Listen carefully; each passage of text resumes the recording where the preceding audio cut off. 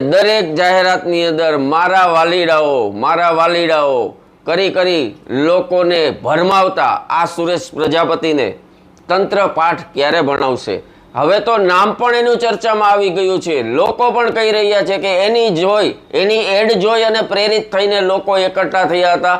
તો આપણે સમજી શકીએ છીએ કે આની અંદર કેટલા પ્રમાણમાં પબ્લિક ભેગું થયું હોય છે. તો સુરેશભાઈ, તમે નજીવી કિંમત લઈ તમે ચેક ન કર્યું કે આ ટીઆરપી જે ગેમ ઝોન હતો એ લીગલ છે કે નથી? તમારી પણ ફરજમાં આવતું હતું કે તમારે કોઈ પણની એડ કરો તો આ લીગલ કાયદેસર છે કે નહીં એ તમારે ચેક કરવું જરૂરી બનતું હતું, પણ તમે નથી કર્યું. તમે તમારા પોતાના સ્વાર્થ ખાતર સુરેશભાઈ તમે આ એડ બનાવી નાખી અને જ્યારે નામ ચર્ચામાં આવ્યું, તમારા વિરુદ્ધનું નામ, તમારું નામ ખોલ્યું, તો તમે સોશિયલ મીડિયા પરથી વિડીયો ડિલીટ કરી નાખ્યો. તમે તમારો